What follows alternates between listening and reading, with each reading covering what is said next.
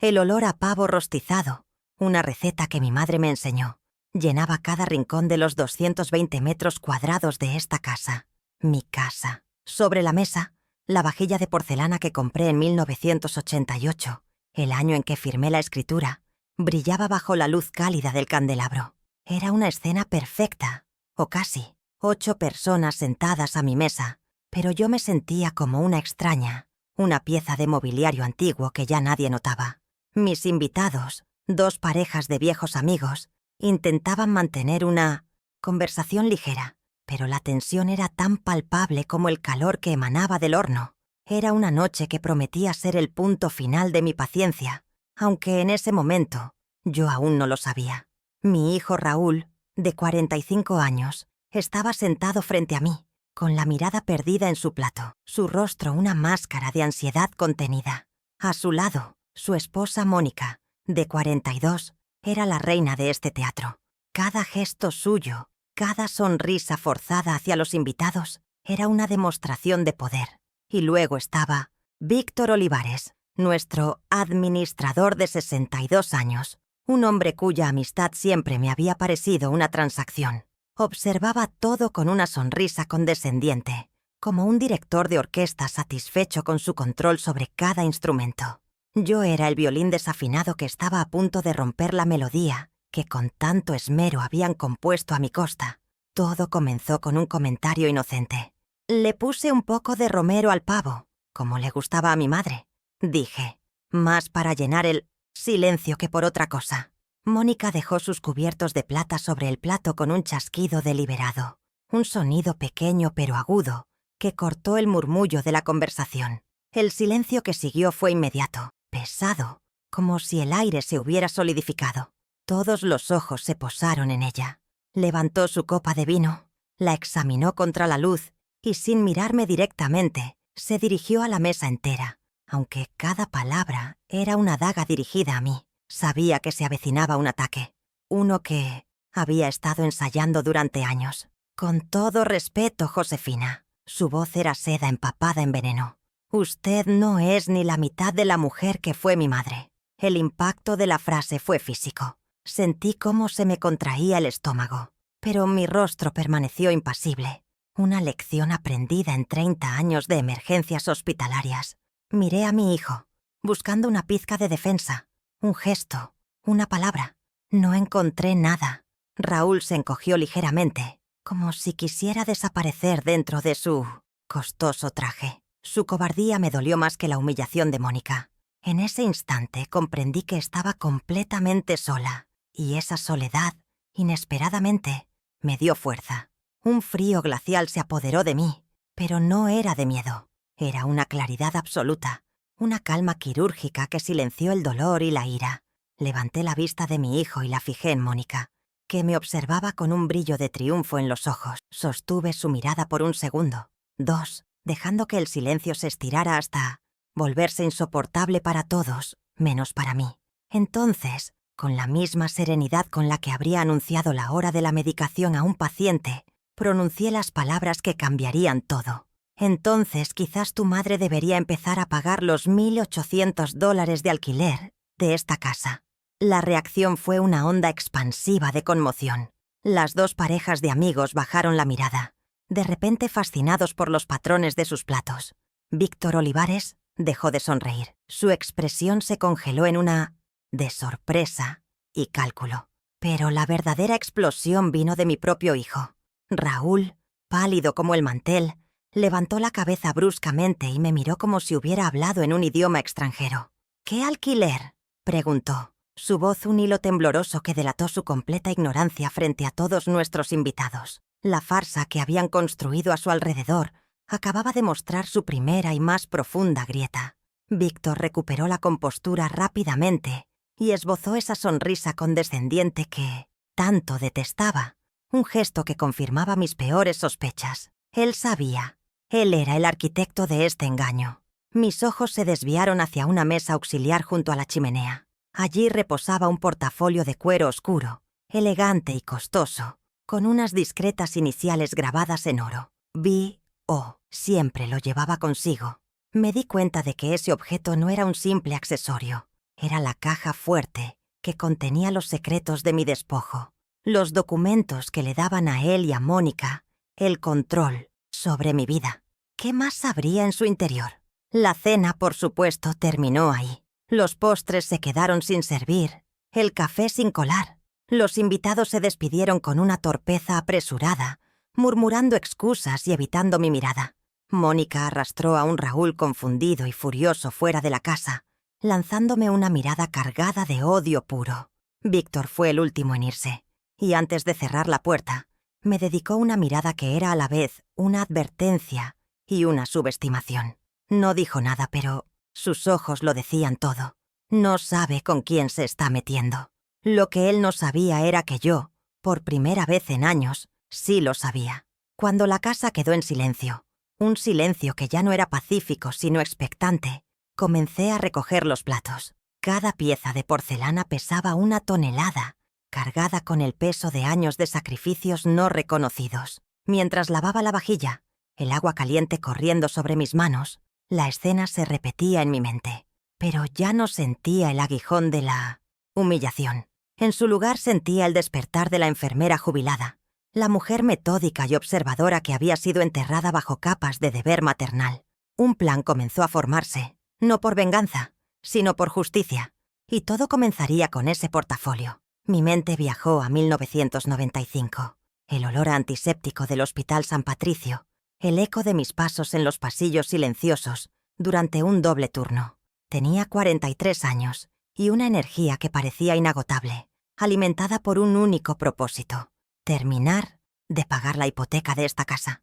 Quería que Raúl tuviera un refugio, un lugar sólido desde donde lanzar sus sueños al mundo. Nunca imaginé que ese mismo refugio se convertiría en mi prisión y que sería él quien me entregaría las llaves a mis carceleros. Cada hora extra, cada festivo trabajado, era un ladrillo más en este edificio de mi vida.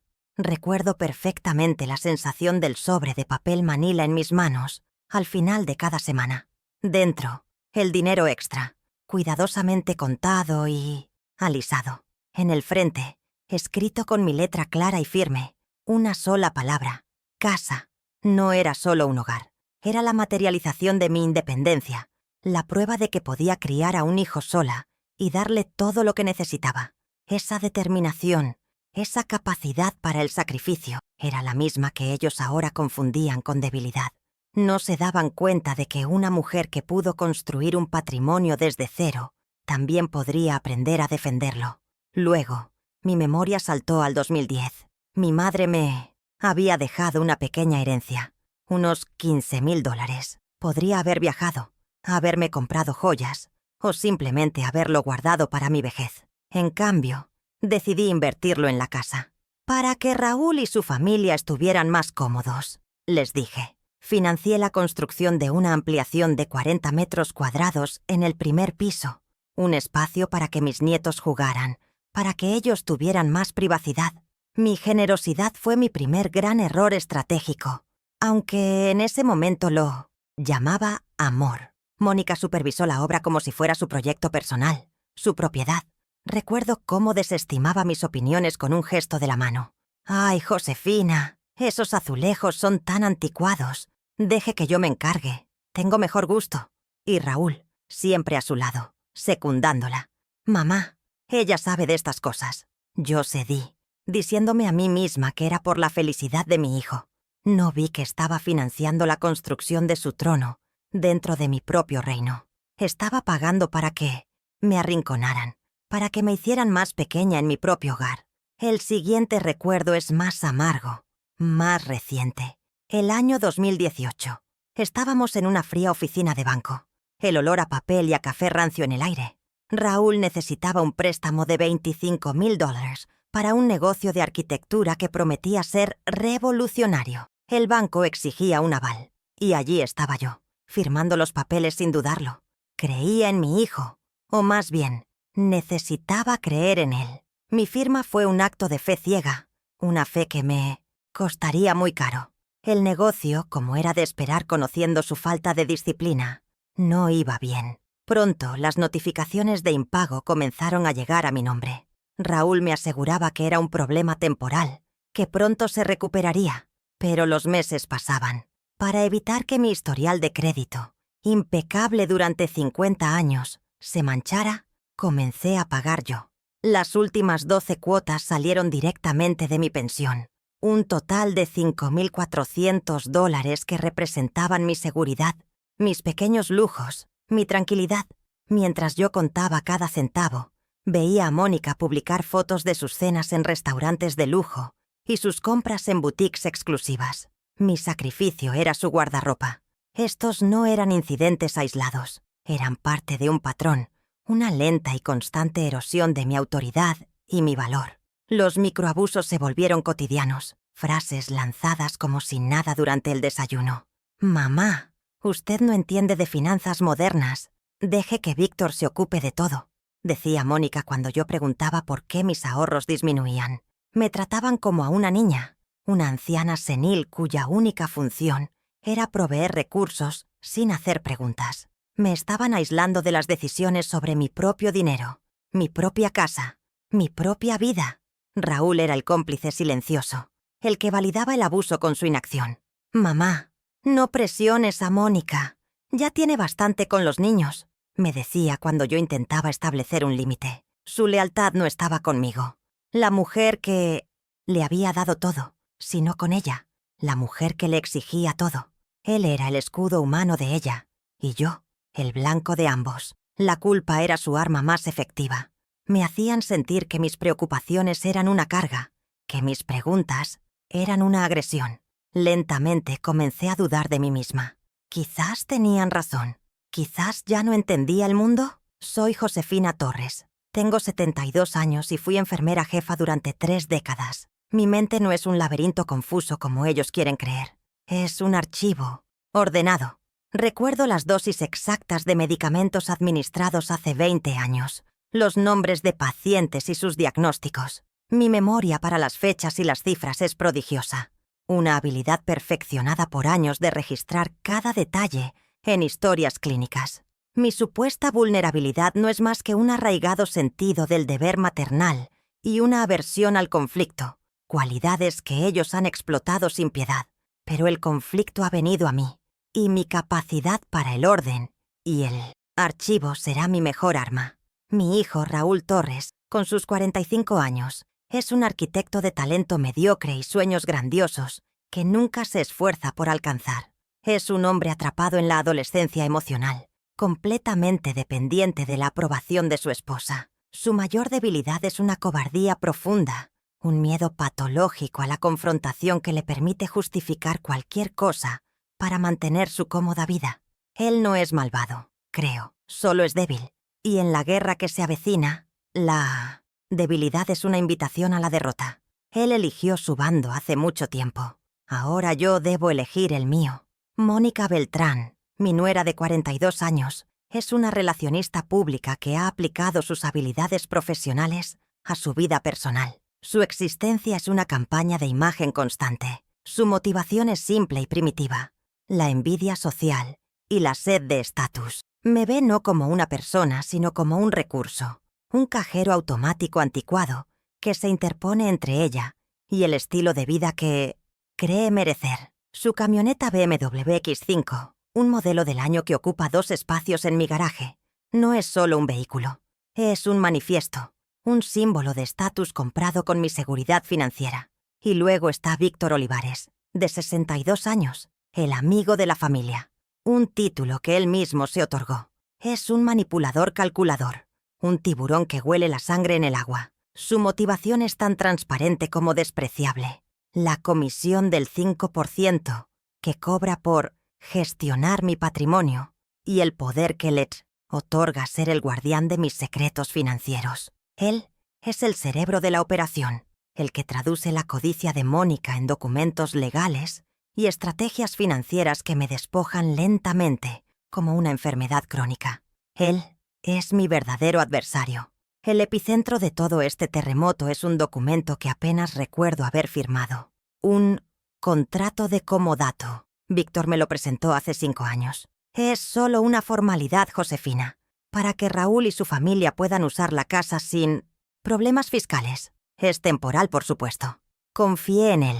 Firmé donde me indicó, sin leer la letra pequeña. Entendí que era un permiso, no una abdicación. Ahora, después de la revelación del alquiler, comprendo que ese papel es la escritura de mi servidumbre. Un documento que cede el uso gratuito de mi casa por tiempo indefinido. Mi confianza tenía su firma. Los riesgos, ahora los veo con una claridad aterradora, se han ido apilando como nubes de tormenta. El primer nivel fue doméstico. Las humillación en la cena, ser tratada como una invitada invisible en la casa que pagué con el sudor de mi frente.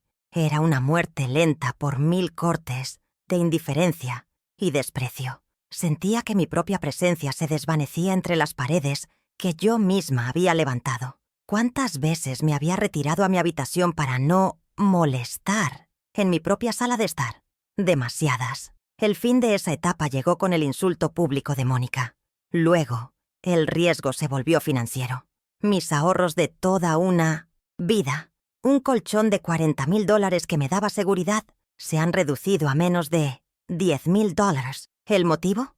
He estado cubriendo los impuestos prediales, los seguros y las reparaciones mayores de una propiedad cuyos gastos no genero yo. Veo la imagen de mi libreta de ahorros, los números tachados, las cifras decrecientes. Cada retiro era una punzada de ansiedad, una preocupación que me robaba el sueño. Ellos vivían a cuerpo de rey mientras yo me descapitalizaba para mantener su castillo. De lo financiero, el peligro escaló a lo patrimonial. El verdadero terror es un poder notarial que Víctor me convenció de firmar. Para facilitar los trámites, Josefina, para que no tenga que ir al banco por cada pequeña cosa. Recuerdo su sonrisa tranquilizadora. Ahora esa sonrisa me parece la de un depredador. Con ese documento, él y Mónica podrían vender la propiedad o hipotecarla sin mi consentimiento, dejándome en la calle. La imagen de Víctor mostrando el portafolio B.O. a un posible inversor. Mi casa reducida a un activo en su juego. Es una visión que me hiela la sangre. Pero no se detuvieron ahí. El siguiente ataque fue a mi reputación. Mónica comenzó una campaña sutil pero insidiosa, sugiriendo a otros familiares que Josefina está perdiendo la memoria. Las llamadas comenzaron a llegar. Una prima con un tono falsamente preocupado, preguntándome si recordaba lo que habíamos hablado la semana pasada. Estaban construyendo una narrativa para invalidarme, para que cualquier queja futura de mi parte fuera desestimada como el desvarío de una anciana confundida. Estaban envenenando el pozo, asegurándose de que nadie me creyera cuando finalmente decidiera hablar. La amenaza final, la más cruel de todas, es a mi libertad y mi salud. La encontré una mañana sobre mi mesa de noche, donde antes había una foto de mis nietos. Era un folleto satinado de la residencia Otoño Dorado, un asilo de lujo. No había ninguna nota. No hacía falta. El mensaje era claro como el agua. Si me convertía en un problema, si me resistía, usarían el poder notarial y su narrativa de mi senilidad para declararme incompetente. Me encerrarían para tener control total y absoluto de mis bienes. No era una sugerencia. Era una sentencia suspendida. Esa noche, después de la cena desastrosa, todas estas piezas encajaron. Esto no era una disputa familiar por dinero o respeto. Era una estrategia de aniquilación. Estaban desmantelando mi vida, pieza por pieza, hasta que no quedara nada de Josefina. Torres, solo un nombre en una cuenta bancaria que ellos controlarían. La rabia que sentí no fue caliente y explosiva, sino fría y densa como el acero. La enfermera en mí, la estratega, tomó el control definitivo. Se acabó el duelo. Empezaba la guerra. Mi primer objetivo era claro. Necesitaba pruebas, evidencia concreta, irrefutable, que pudiera exponer su red de mentiras. Y la primera prueba, la piedra angular de todo su plan, estaba probablemente en ese portafolio de cuero que Víctor Olivares había dejado olvidado en su prisa por marcharse. ¿Habría sido un descuido? ¿Un acto de arrogancia? ¿Creyendo que yo nunca me atrevería a mirar? O quizás, en la confusión, simplemente lo olvidó. No importaba. Era una oportunidad, un regalo del destino, y no pensaba desaprovecharlo. Con el corazón latiéndome con una fuerza que no sentía en años, me acerqué a la mesa auxiliar. Mis manos, que habían manejado jeringas y catéteres con precisión milimétrica, temblaban ligeramente al tocar el cuero frío del portafolio. Las iniciales doradas BO parecían burlarse de mí. Abrí los broches metálicos que emitieron un clic sonoro en el silencio de la casa. Dentro, una serie de carpetas perfectamente ordenadas. Y en la primera, con la etiqueta Torres Josefina, encontré lo que buscaba. El contrato de comodato. Mis ojos devoraron el texto. La jerga legal ya no me intimidaba. Busqué la cláusula clave, la que definía la duración del acuerdo. Y allí estaba, redactada con una vaguedad maliciosa. El presente comodato se establece por tiempo indefinido, hasta que las partes acuerden lo contrario. Las partes, plural, significaba que yo no podía rescindirlo unilateralmente. Era una cadena perpetua en mi propia casa. Saqué mi celular, ese aparato que Mónica siempre decía que yo no sabía usar, y le tomé una foto nítida y clara a cada página. El flash fue como un disparo en la oscuridad. Mi confianza tenía su firma, y ahora yo tenía la prueba. La segunda prueba estaba en los archivos de la ciudad. Ellos controlaban mis cuentas bancarias, pero no controlaban los registros públicos. A la mañana siguiente, pedí en el municipio un historial de los pagos del impuesto predial de mi propiedad de los últimos 5 años. La funcionaria me entregó el aroma a pavo rostizado, una receta que mi madre me enseñó.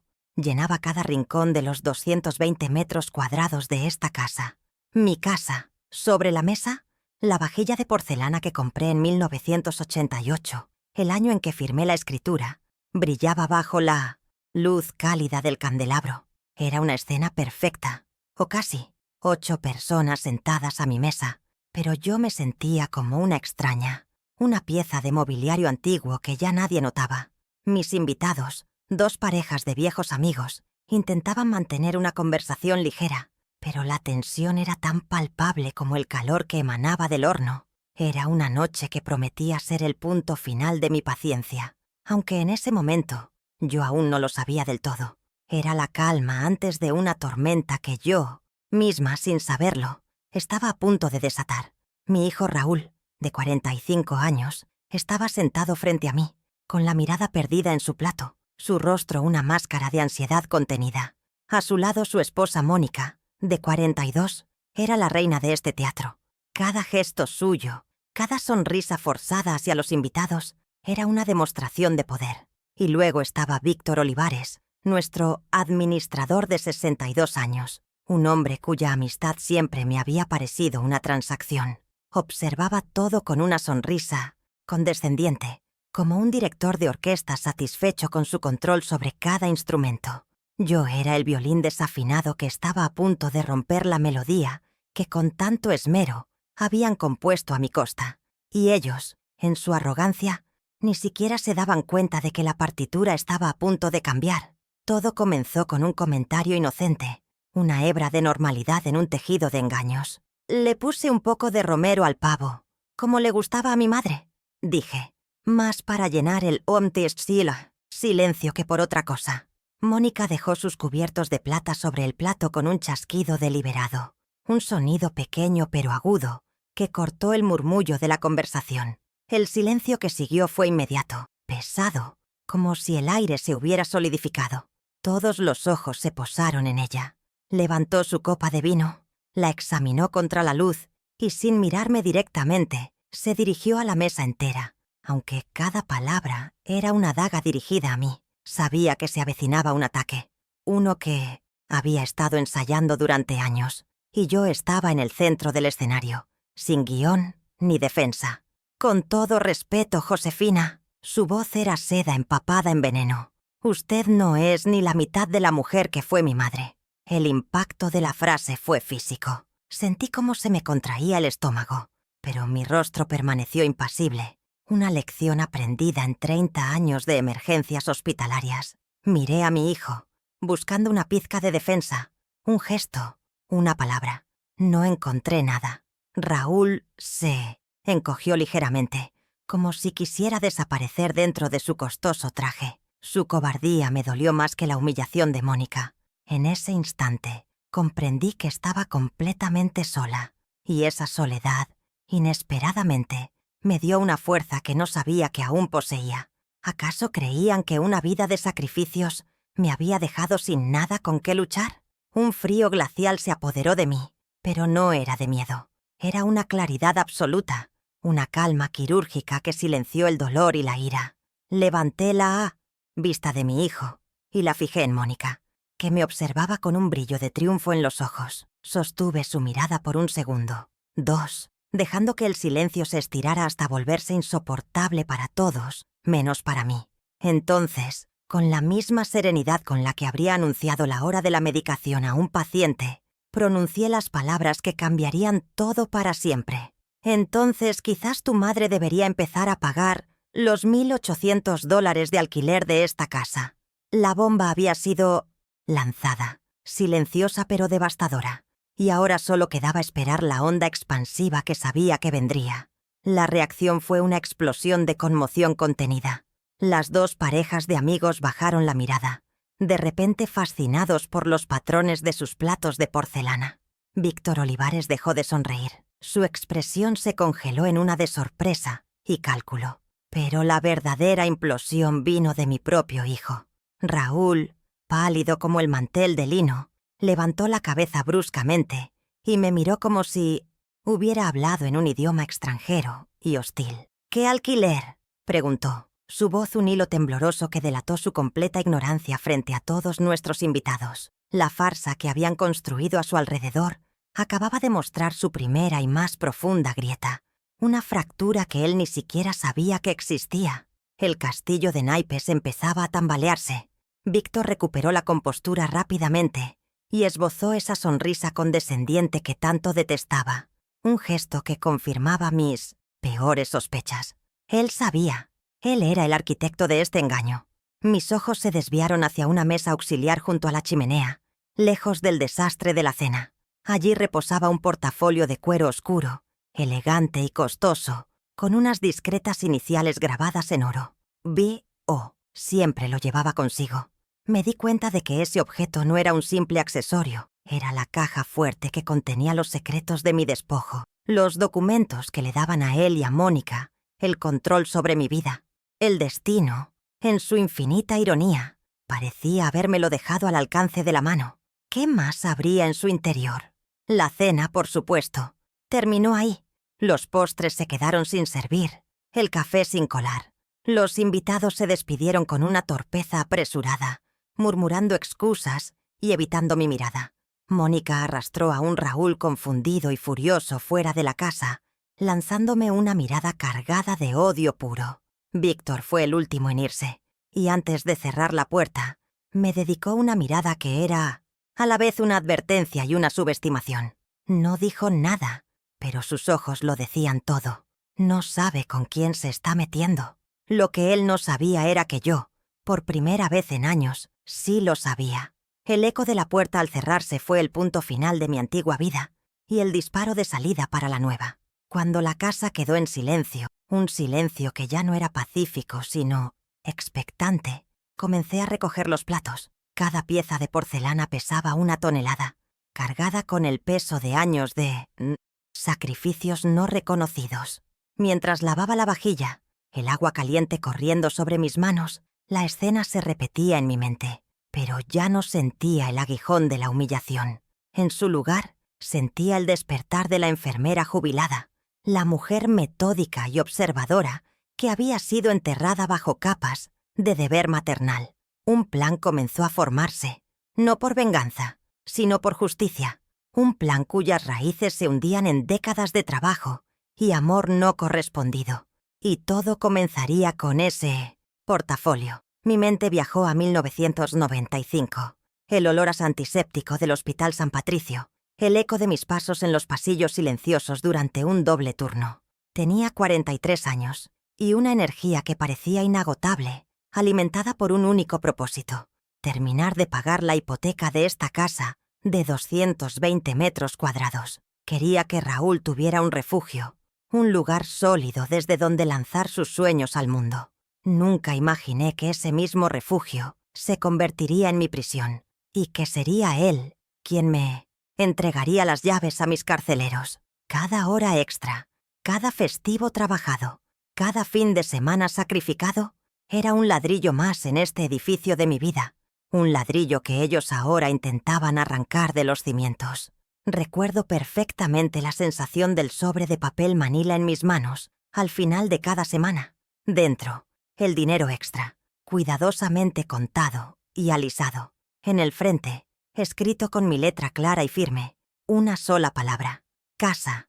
No era solo un hogar, era la materialización de mi independencia, la prueba de que podía criar a un hijo sola y darle todo lo que necesitaba. Esa determinación, esa capacidad para el sacrificio, era la misma que ellos ahora confundían con debilidad. No se daban cuenta de que una mujer que pudo construir un patrimonio desde cero también podría aprender a defenderlo con la misma tenacidad.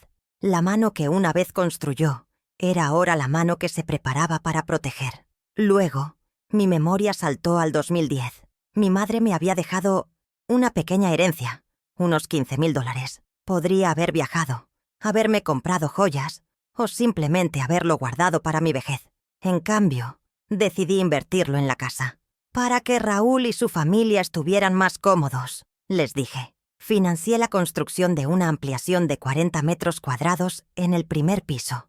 Un espacio para que mis nietos jugaran, para que ellos tuvieran más privacidad.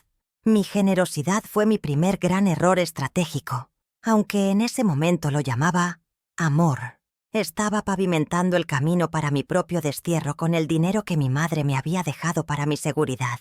Mónica supervisó la obra como si fuera su proyecto personal, su propiedad. Recuerdo cómo desestimaba mis opiniones con un gesto de la mano. «Ay, Josefina, esos azulejos son tan anticuados. Deje que yo me encargue. Tengo mejor gusto». Y Raúl, siempre a su lado, secundándola. «Mamá, ella sabe de estas cosas». Yo cedí, diciéndome a mí misma que era por la felicidad de mi hijo. No vi que estaba financiando la construcción de su trono dentro de mi propio reino. Estaba pagando para que me arrinconaran, para que me hicieran más pequeña en mi propio hogar. Un hogar donde mis gustos y opiniones ya no tenían cabida, solo mi billetera. El siguiente recuerdo es más amargo, más reciente, el año 2018. Estábamos en una fría oficina de banco, el olor a papel y a café rancio en el aire.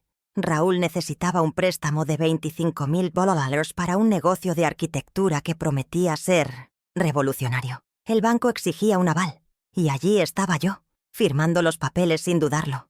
Creía en mi hijo, o más bien, necesitaba creer en él. Mi firma fue un acto de fe ciega, una fe que me costaría muy caro. El negocio, como era de esperar conociendo su falta de disciplina, no iba bien. Una frase que se convirtió en el eufemismo de su fracaso. Pronto, las notificaciones de impago comenzaron a llegar a mi nombre. Raúl me aseguraba que era un problema temporal, que pronto se recuperaría. Pero los meses pasaban. Para evitar que mi historial de crédito, impecable durante 50 años, se manchara, comencé a pagar yo. Las últimas 12 cuotas salieron directamente de mi pensión. Un total de $5,400 que representaban mi seguridad, mis pequeños lujos, mi tranquilidad. Mientras yo contaba cada centavo, veía a Mónica publicar fotos de sus cenas en restaurantes de lujo y sus compras en boutiques exclusivas. Mi sacrificio era su guardarropa y mi silencio, su aprobación tácita.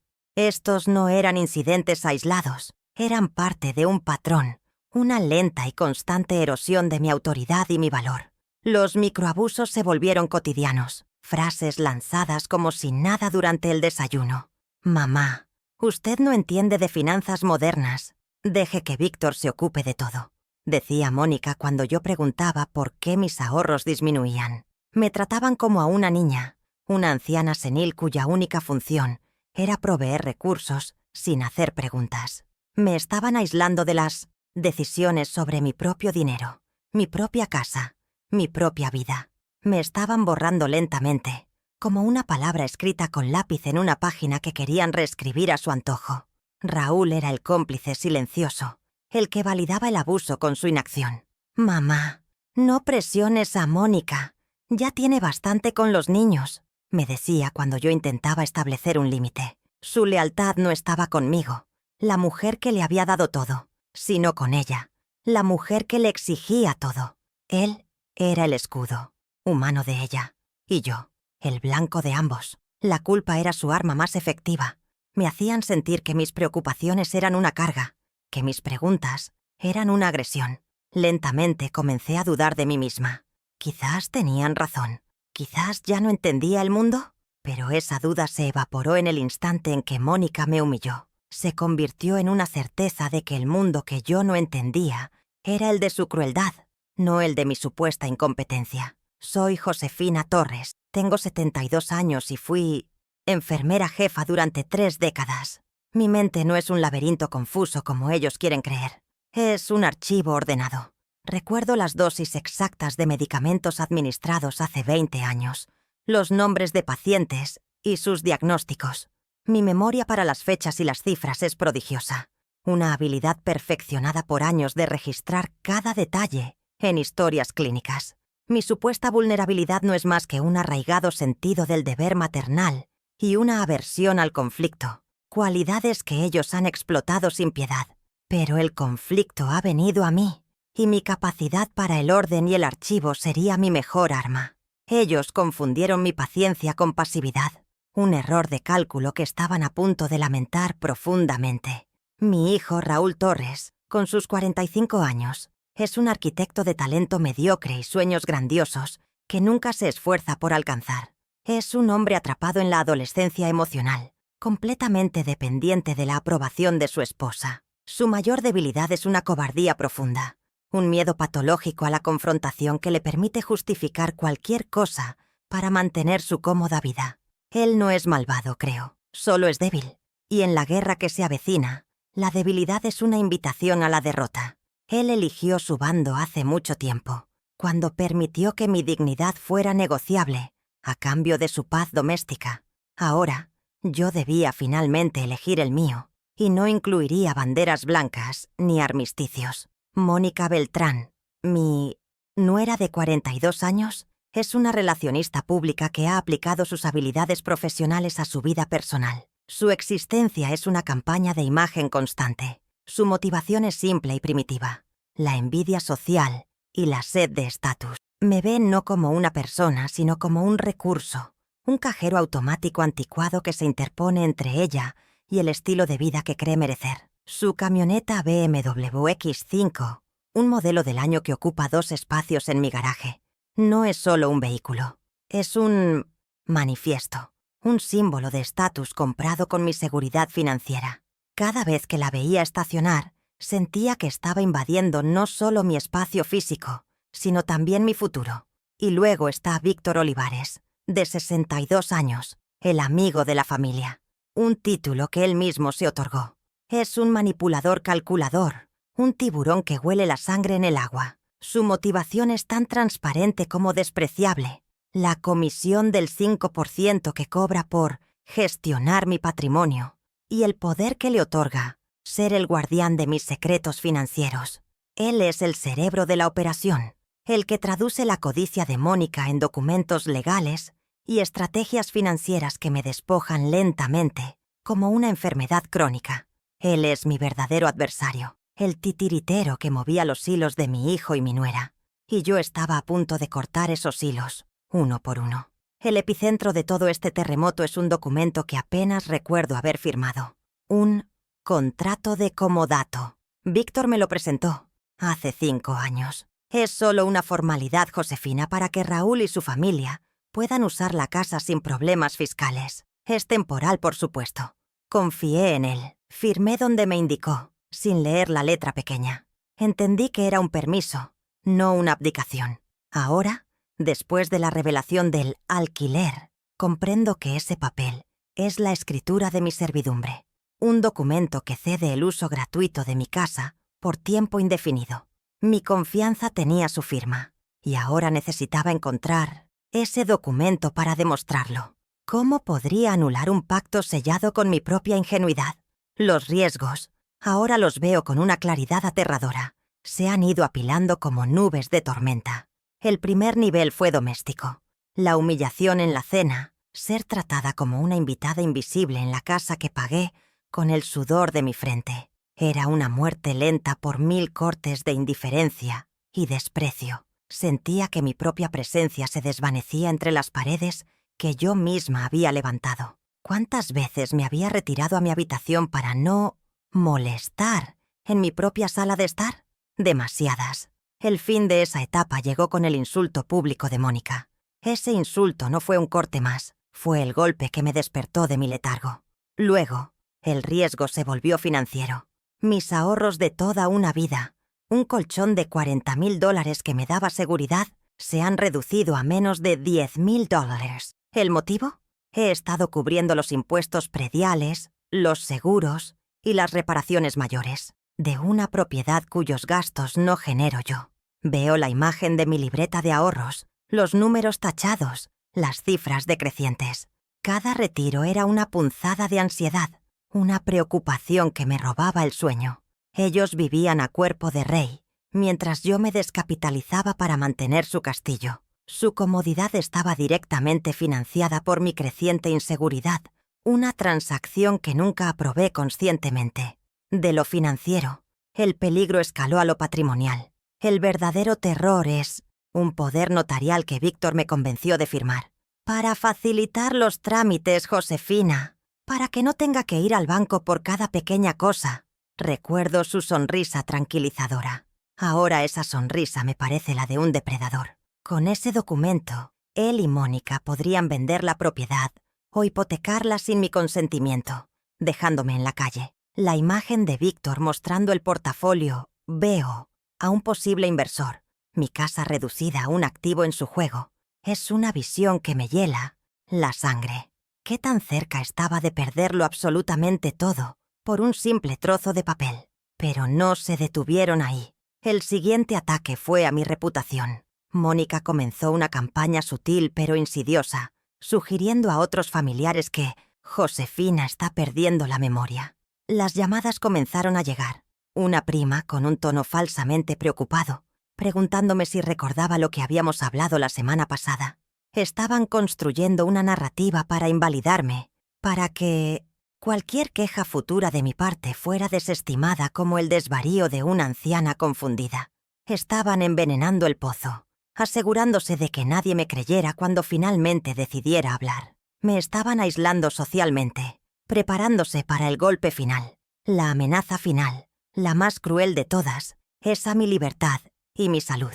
La encontré una mañana sobre mi mesa de noche, donde antes había una foto de mis nietos. Era un folleto satinado de la residencia Otoño Dorado, un asilo de lujo. No había ninguna nota. No hacía falta.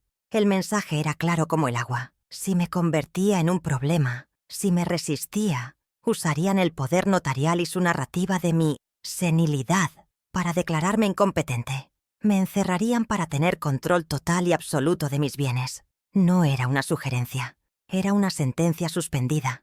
Esa misma tarde, llamé a mi vecina Esther. Su recomendación fue un nombre y un número de teléfono. El lunes a las 10:00 a.m. en punto, estaba sentada en una oficina sobria, frente a un abogado de mirada penetrante. No lloré ni me quejé. Expuse los hechos con la misma precisión con la que reportaba el estado de un paciente. Él escuchó, asintió y al final me entregó una lista. Necesitamos la escritura, pruebas de todos los pagos que ha hecho y revocar ese poder notarial de inmediato. Salí de allí no con esperanza, sino con un plan de batalla. El martes por la tarde fue el momento más tenso. Sabía que Raúl y Mónica estarían fuera hasta la noche. La casa estaba en un silencio sepulcral y cada crujido del suelo de madera sonaba como una acusación. El portafolio de Víctor seguía sobre la mesa auxiliar, un monumento a su arrogancia. Con guantes de látex, los mismos que usaba en el hospital, abrí los broches. Mis manos no temblaron. Fotografié cada página del contrato de comodato, asegurándome de que la cláusula del plazo indefinido estuviera perfectamente enfocada.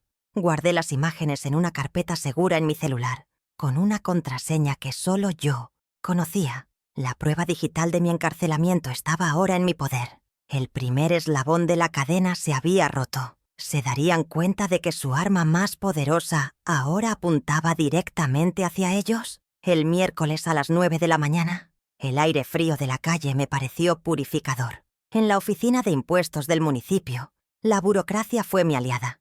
La funcionaria, una mujer joven y eficiente, me entregó el historial de pagos de los últimos 5 años. El total era de $16,450, cada centavo salido de mi pensión. Luego fui al banco. Solicité los estados de cuenta de la tarjeta de crédito suplementaria de Mónica. Al verlos, sentí un hielo recorrer mis venas. $12,000 en 6 meses. Boutiques de lujo. Cenas en restaurantes que costaban lo que yo gastaba en un mes de supermercado. Imprimí todo. En casa compré una carpeta de cartón grueso, color manila. En la etiqueta con mi caligrafía más firme, escribí una sola palabra: justicia. Cada documento que entraba en esa carpeta era un clavo más en el ataúd de su farsa. El jueves fue el día de la trampa. Siguiendo el consejo del abogado, preparé la llamada a Víctor. Necesitaba su voz, su arrogancia, grabada para la posteridad.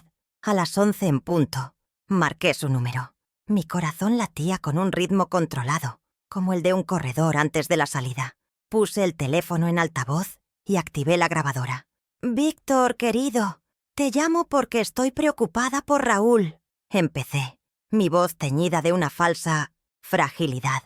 Le pregunté por qué mi hijo no sabía nada del supuesto alquiler, por qué lo mantenían al margen de las decisiones importantes. Esperé, conteniendo la respiración, a que el tiburón mordiera el anzuelo. Y por supuesto, lo hizo. Su ego era demasiado grande como para resistirse a la oportunidad de presumir de su control. Su respuesta fue todo lo que necesitaba. «Raúl es muy blando, Josefina. Es mejor que no sepa los detalles, por su propio bien. Así Mónica está tranquila y las cosas fluyen», dijo con un tono paternalista y condescendiente que me revolvió el estómago. Era una confesión en toda regla. Admitía que engañaban a mi hijo deliberadamente para manipularlo. Agradecí con dulzura y colgué. Guardé el archivo de audio con el nombre «La verdad de Víctor». El sonido de su voz, tan segura de su poder, sería la banda sonora de su caída. ¿Cómo reaccionaría al escuchar sus propias palabras, usadas como un arma en su contra, frente a una audiencia que no podría ignorarlo? La anticipación era un bálsamo para mis heridas. El viernes por la mañana volví a la oficina del abogado. Sobre su escritorio de caoba pulida, le mostré las pruebas, las fotos del contrato, los recibos de impuestos, los extractos bancarios y, finalmente, reproduje la grabación. Él escuchó sin interrumpir, con una leve sonrisa formándose en sus labios. «Excelente, Josefina. Tenemos más que suficiente». Mientras él redactaba los documentos, yo observaba por la ventana. Veía a la gente pasar, absorta, en sus vidas, ajena a la guerra silenciosa que se libraba en esa oficina. El abogado me entregó 2 sobres sellados. Uno contenía la revocación del poder notarial. El otro, una notificación extrajudicial de cese de comodato. Les daba 30 días para desalojar mi casa. La cuenta regresiva había comenzado oficialmente.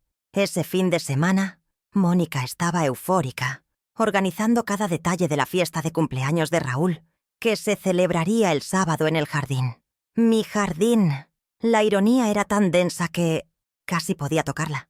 Me veía pasar y me daba instrucciones con condescendencia. «Josefina, asegúrese de que los vasos estén impecables. Vienen los socios de Raúl». Yo asentía con una sonrisa serena, mientras en mi habitación, la carpeta «Justicia» engordaba. Para ellos, la fiesta era una demostración de estatus, una oportunidad para reforzar su imagen de pareja exitosa. Para mí, era el escenario perfecto, un teatro cuidadosamente seleccionado, donde el último acto de su obra se representaría ante una audiencia de sus pares. No habría escapatoria. La humillación, como un boomerang, estaba a punto de regresar a su dueña original. La noche antes de la fiesta, no dormí, no por nervios, sino por una extraña sensación de paz. Me senté en la oscuridad de la sala, la misma donde me habían humillado, y repasé cada paso. Cada prueba estaba en su lugar. Cada palabra que diría estaba memorizada. No había odio en mi corazón, solo una determinación gélida. Era como preparar una cirugía compleja. Conocía la anatomía del problema, tenía los instrumentos esterilizados y sabía exactamente dónde hacer la incisión para extirpar el tumor sin dañar al paciente más de lo necesario. El paciente, en este caso, Era la verdad. Y la verdad, aunque dolorosa, era la única cura posible para la enfermedad de mentiras que había infectado a mi familia. Miré por la ventana el jardín, donde las luces que Mónica había mandado a instalar brillaban suavemente. Parecía un cuento de hadas, pero yo sabía que al día siguiente, cuando el sol se pusiera, el hechizo se rompería. No habría príncipes ni princesas, solo un hijo débil que tendría que enfrentar las consecuencias de su cobardía, una nuera cuya máscara de superioridad se haría añicos y un falso amigo que perdería su poder. Tomé un viejo álbum de fotos y vi la imagen de un Raúl de 5 años, sonriéndome con confianza absoluta. No estaba haciendo esto para destruirlo, sino para obligarlo a crecer. A veces, el amor más grande de una madre no es proteger a su hijo del mundo, sino protegerlo de sí mismo. El sábado llegó con un sol radiante, un clima perfecto para una celebración o para una ejecución. Mientras los invitados comenzaban a llegar, con sus risas y sus regalos, yo me movía entre ellos como un fantasma sereno. Llevaba un vestido sencillo pero elegante, y en mi bolso, la carpeta Justicia. Raúl me abrazó, ajeno a todo. «Gracias por dejar que Mónica organice esto aquí, mamá. Significa mucho». Le devolví el abrazo y le susurré al oído: «Feliz cumpleaños, hijo. Hoy recibirás el regalo más importante de tu vida, la verdad». Él me miró confundido, pero Mónica lo llamó, y el momento pasó. La primera fase de mi plan estaba completa. La segunda, la fase pública, estaba a punto de comenzar, y no habría vuelta atrás. El viernes por la tarde, después de mi reunión con el abogado, pasé por la oficina de correos. Sostenía en mis manos un sobre grueso con acuse de recibo. Dentro, la revocación notariada del poder que le había otorgado a Víctor Olivares. El empleado postal, un joven con ojos cansados, selló el sobre con un golpe seco y sonoro. Ese sonido fue el verdadero comienzo de mi contraofensiva. Mientras caminaba de regreso a casa, sentí un peso liberarse de mis hombros, reemplazado por una calma gélida y una claridad de propósito. Ya no había vuelta atrás. Había movido la primera pieza en un tablero que ellos ni siquiera sabían que estábamos jugando.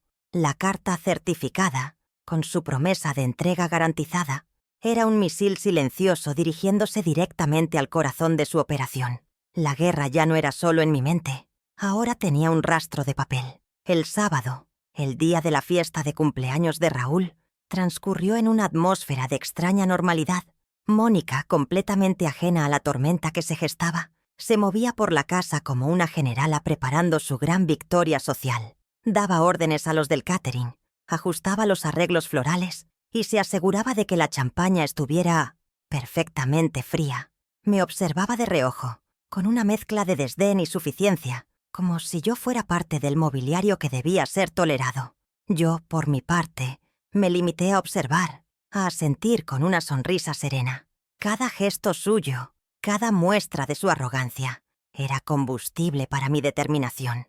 Ella estaba construyendo el escenario perfecto para su propia caída, y yo no iba a interferir. Dejé que inflara su ego, sabiendo que mientras más alto subiera, más dura sería la caída. La primera onda de choque llegó a las 4 de la tarde. Yo estaba en la cocina, verificando el hielo, cuando escuché el teléfono de Mónica sonar en la sala. Era un tono insistente, urgente. Ella contestó con su voz melosa de anfitriona, pero el tono cambió abruptamente. «Víctor, ¿qué pasa? Habla más despacio». Hubo un silencio, y luego su voz se convirtió en un siseo furioso y contenido. «¿Qué quieres decir con que la revocó? Eso es imposible. ¿Estás seguro?» Escuché fragmentos de la conversación, palabras como notario, carta certificada, inmediato. La vi caminar de un lado a otro, con el rostro pálido de ira. La calma antes de la tormenta había terminado. Mi misil silencioso había dado en el blanco, y la primera explosión, aunque contenida, era inconfundible. El enemigo ahora sabía que estaba bajo ataque. 10 minutos después, Mónica me encontró en el jardín, donde pretendía leer un libro. Cerró la puerta de vidrio con más fuerza de la necesaria, y el sonido hizo que varias aves volaran de los árboles. Se paró frente a mí, con las manos en las caderas y una expresión de incredulidad furiosa. ¿Se puede saber qué demonios cree que está haciendo?, espetó, sin molestarse en ocultar su desprecio. Víctor me acaba de llamar. Dice que recibió una notificación de su abogado. ¿Revocar su poder? ¿Acaso se ha vuelto loca Josefina? Él ha manejado sus finanzas por años, por su propio bien. Su voz era un arma, pero sus ojos delataban una pizca de pánico. Por primera vez, no me veía como a una anciana senil, sino como a un adversario impredecible. Y eso era exactamente lo que quería. La miré directamente a los ojos, manteniendo mi expresión serena y mi voz baja y uniforme. Una técnica que había perfeccionado durante décadas de tratar con familiares angustiados en la sala de emergencias. Simplemente estoy poniendo mis asuntos en orden, Mónica. A mi edad, es lo prudente. Quiero tener un control más directo sobre mis propias decisiones financieras. No le di ninguna explicación más, ninguna justificación. La simpleza y la lógica de mi respuesta la dejaron sin argumentos. Estaba acostumbrada a que yo me disculpara, a que cediera, a que me sintiera culpable. Mi calma era un muro contra el que su ira chocaba sin efecto. ¿Poner sus asuntos en orden?, repitió con sarcasmo. Usted no sabe ni cómo usar la banca en línea. Esto es ridículo. Raúl tiene que saber de esto. Se dio la vuelta y entró a la casa, furiosa, dejándome con la pequeña pero inmensa satisfacción de haber ganado el primer asalto. Mi respuesta la desarmó porque no le dio nada a lo que aferrarse. No había emoción, ni ira, ni miedo, solo una declaración de hechos. La vi hablar con Raúl en la sala, gesticulando frenéticamente. Él, como siempre, parecía abrumado, atrapado entre su esposa y su madre. Se pasó las manos por el pelo, una señal de su ansiedad. La dinámica en la casa cambió en ese instante. El aire, antes cargado de una tensión unilateral, ahora estaba electrificado, con una sospecha mutua. Ellos sabían que yo había hecho algo, pero no sabían por qué ni qué más tenía planeado. Su control absoluto se había fracturado. Ahora, cada sonrisa, cada palabra amable que intercambiaríamos antes de la fiesta, estaría teñida de hipocresía y estrategia. La Guerra Fría había comenzado, y la casa era nuestro campo de batalla. Una hora más tarde, el BMW X5 de Víctor se detuvo bruscamente frente a la casa. Él no era uno de los invitados a la fiesta, así que su presencia era una clara señal de emergencia. Bajó del auto con una rigidez que nunca le había visto. Su habitual sonrisa condescendiente había sido reemplazada por una máscara de falsa preocupación.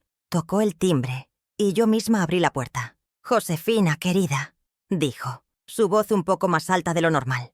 Estaba cerca, y pensé en pasar a saludar. ¿Podemos hablar un momento? A solas.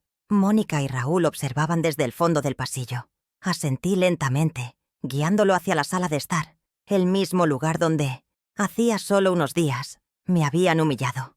Ahora, el poder en esa habitación se sentía diferente, más equilibrado. Nos sentamos en los sillones que se enfrentaban.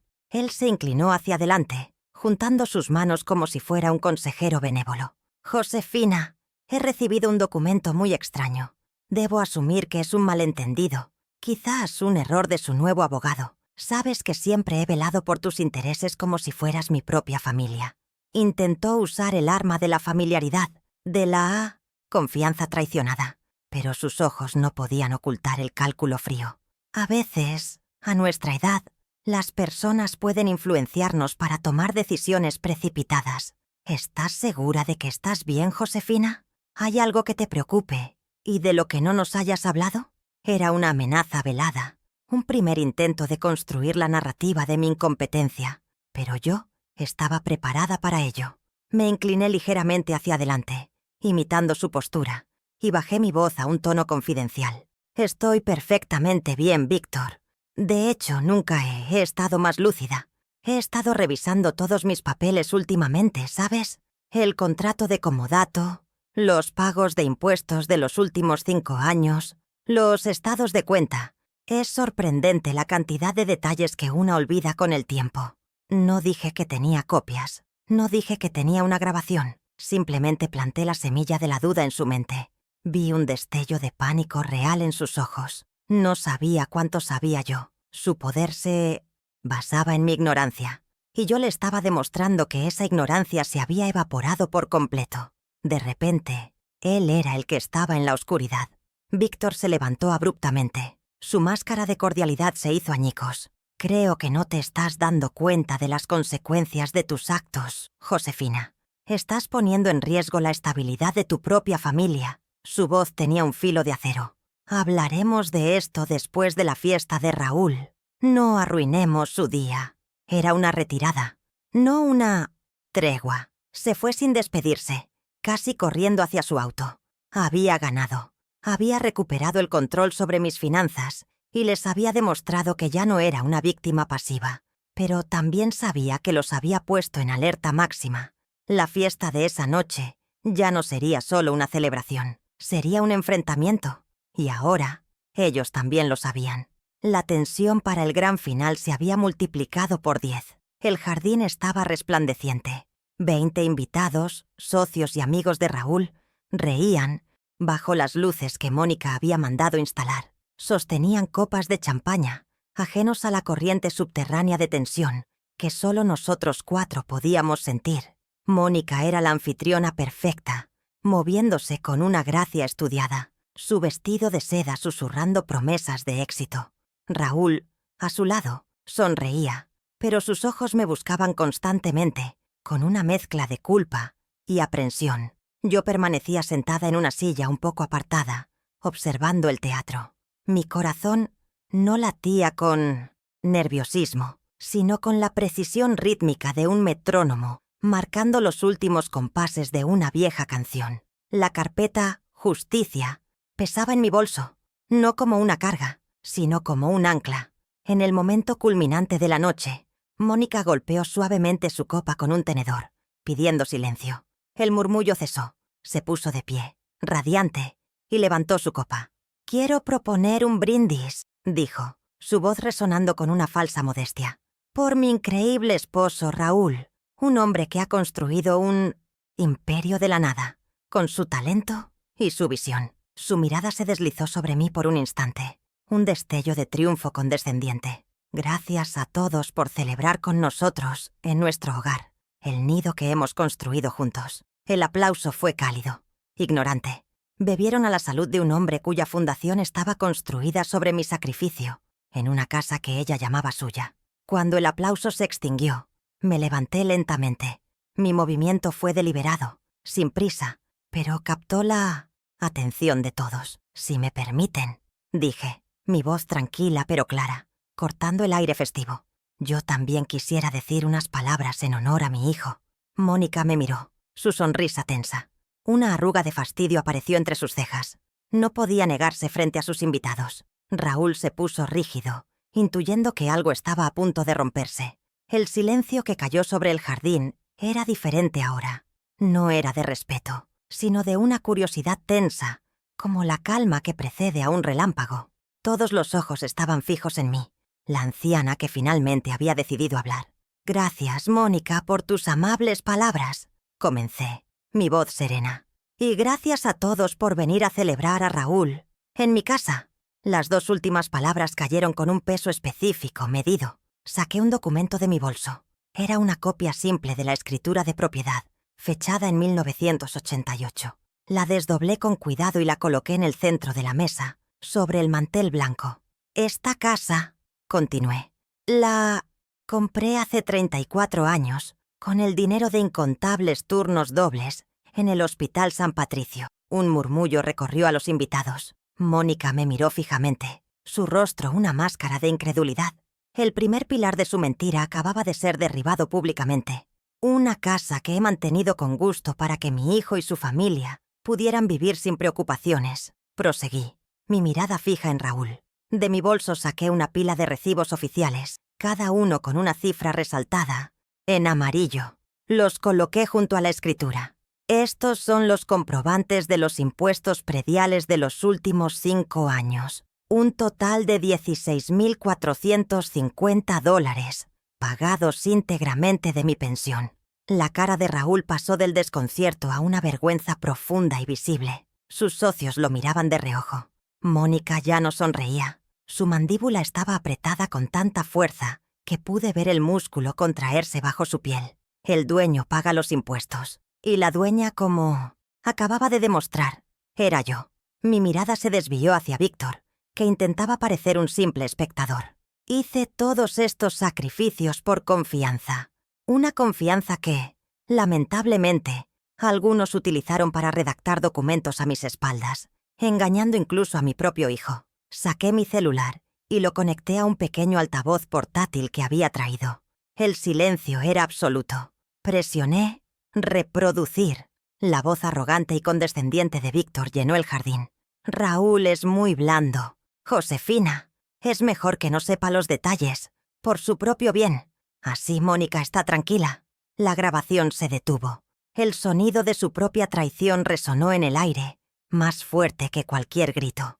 El juego había terminado. El silencio que siguió a la grabación fue pesado, denso, como si el aire se hubiera vuelto sólido. Nadie se movió, nadie respiró.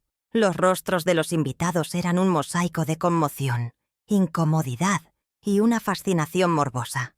Víctor Olivares estaba pálido como un muerto, su boca ligeramente abierta, su máscara de profesionalismo hecha añicos. Mónica lo miraba con una furia asesina, dándose cuenta de que él era el eslabón débil que había derrumbado su imperio. Pero la mirada más dolorosa era la de Raúl. Me miraba a mí, luego a su esposa, luego a Víctor, y en sus ojos vi el colapso total de un hombre que se daba cuenta de que toda su vida era una farsa de la que él era el principal ignorante. En ese momento, un hombre que había estado sentado discretamente en una mesa del fondo se puso de pie. Era mi abogado, el señor Rojas, a quien había presentado como un viejo amigo de la familia. Se acercó a Víctor con pasos firmes y le extendió un sobre oficial. «Señor Olivares», dijo con voz profesional y cortante, «le entrego la revocación notariada del poder general que la señora Torres le había otorgado. Es de efecto inmediato». Víctor lo tomó con una mano temblorosa, sin mirarlo. Su rostro, antes lleno de suficiencia, era ahora el de un estafador atrapado. Su poder sobre mi patrimonio se había evaporado frente a la misma gente a la que probablemente intentaba impresionar. La humillación era completa. Luego me volví hacia mi hijo. Mi voz no era dura, sino teñida de una tristeza necesaria. Saqué el segundo sobre de mi bolso. Este era para él. Se lo entregué, y nuestras manos se rozaron por un instante. «Esto es una notificación extrajudicial de cese de comodato, Raúl», le expliqué con calma. «Tienes 30 días para encontrar un nuevo lugar. Es tiempo de que tengas tu propio hogar, un hogar que construyas tú mismo». Raúl miró el sobre como si quemara. No lo abrió. No necesitaba hacerlo. El peso de esas palabras era suficiente. Era el fin de su adolescencia de 45 años, entregado en un sobre sellado en su propia fiesta de cumpleaños. Finalmente me dirigí a Mónica, que me miraba con un odio puro, sin disimulo.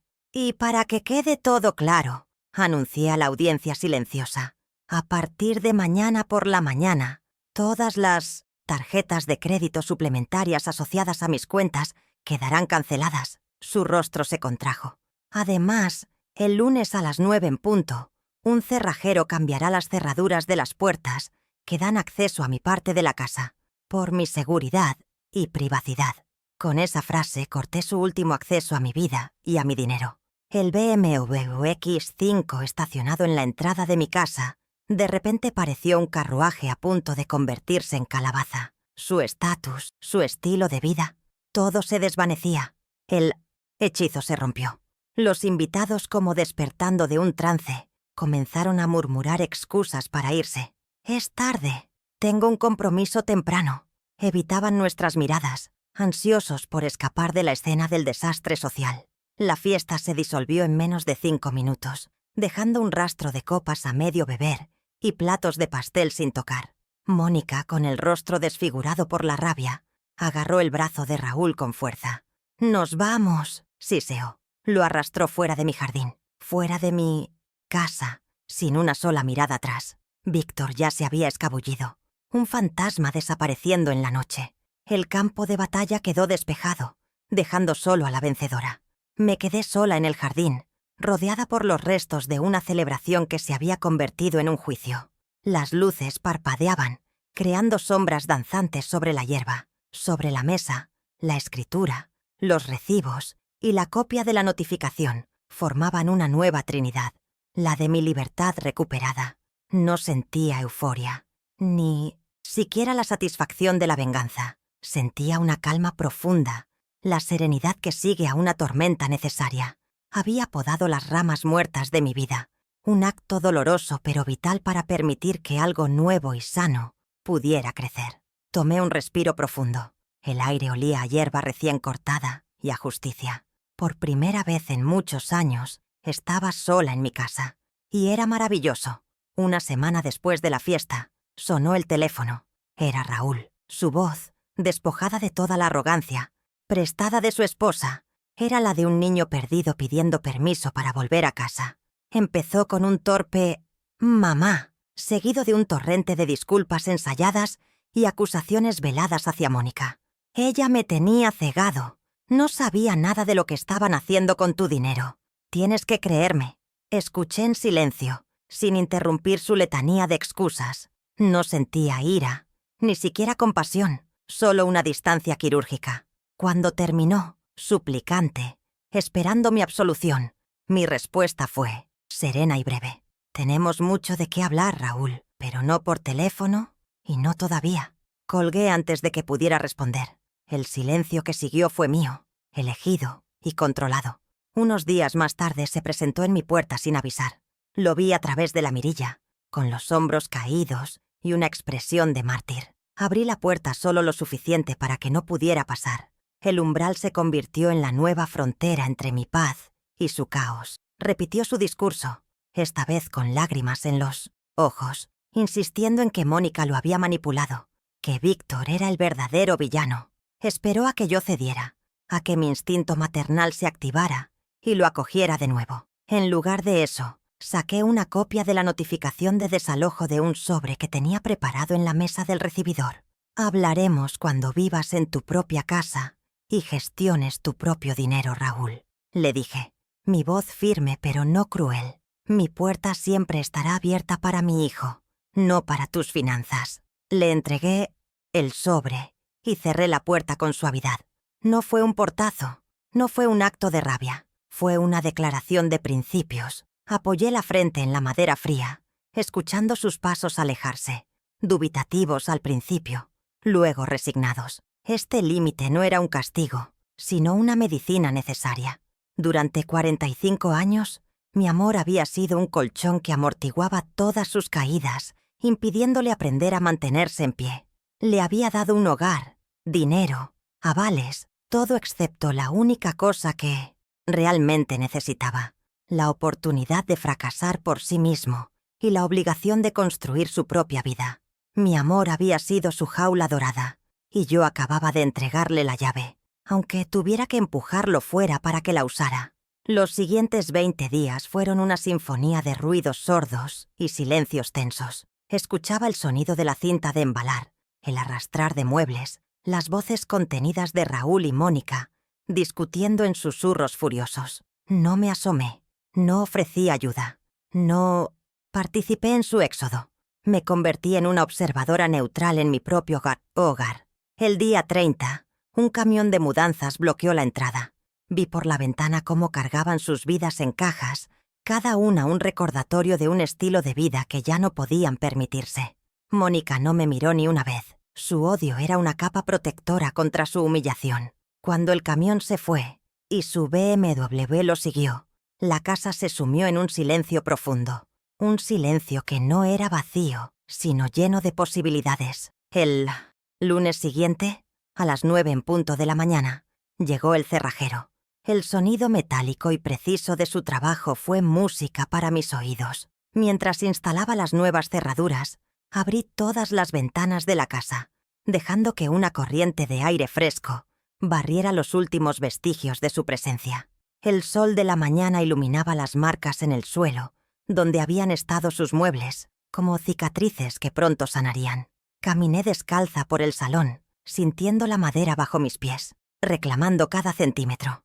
Esta ya no era una casa dividida por tensiones y resentimientos. Era, una vez más, mi santuario. Sostuve el nuevo juego de llaves en mi mano. Pesaban mucho más que el metal. Pesaban como la soberanía. Mi rutina se transformó.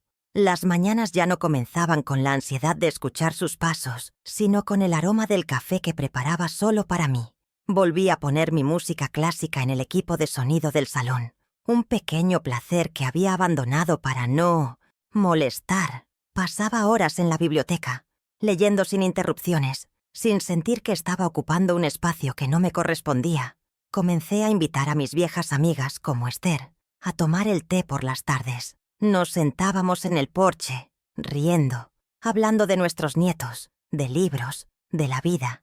Recuperé no solo mi casa, sino también mi tiempo, mi espacio y mi identidad más allá de ser la madre de Raúl. También puse en orden mis finanzas. Con la ayuda de un asesor recomendado por mi abogado, consolidé mis cuentas, creé un presupuesto claro y establecí un plan de inversión conservador para lo que me quedaba. Ver los números en una hoja de cálculo, claros y bajo mi control, fue increíblemente liberador. Cada decisión, desde cambiar el plan de seguros hasta elegir un fondo de bajo riesgo, era mía. Ya no había un Víctor Olivares cobrando una comisión por ofuscar mi propia realidad financiera.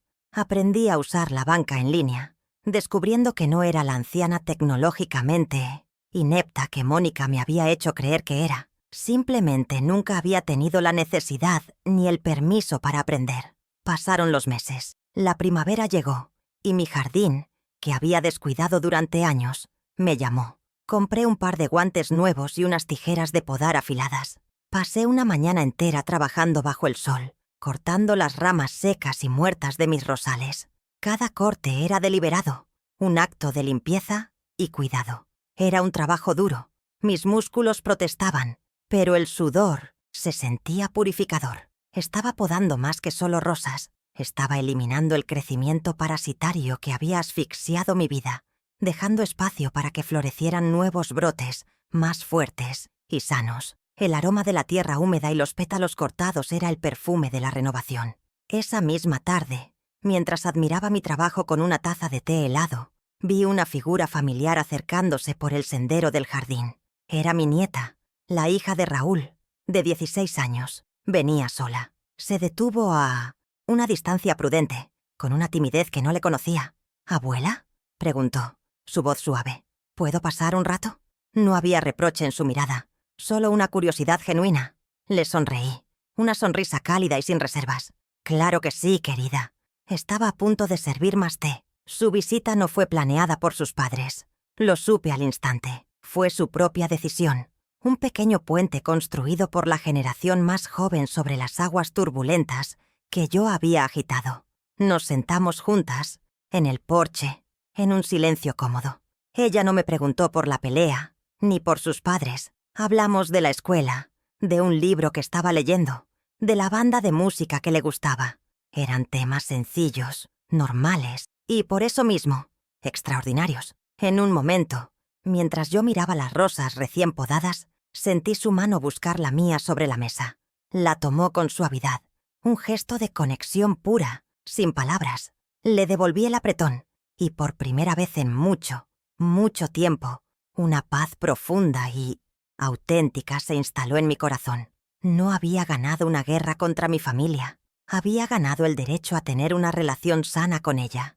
Esa noche, mientras el sol se ponía y teñía el cielo de tonos anaranjados y violetas, me quedé en el jardín. La casa a mis espaldas era un contorno silencioso y protector. Había aprendido que el perdón no significa olvidar, sino recordar sin que duela, y que establecer límites no es un acto de rechazo, sino la más profunda forma de autorrespeto.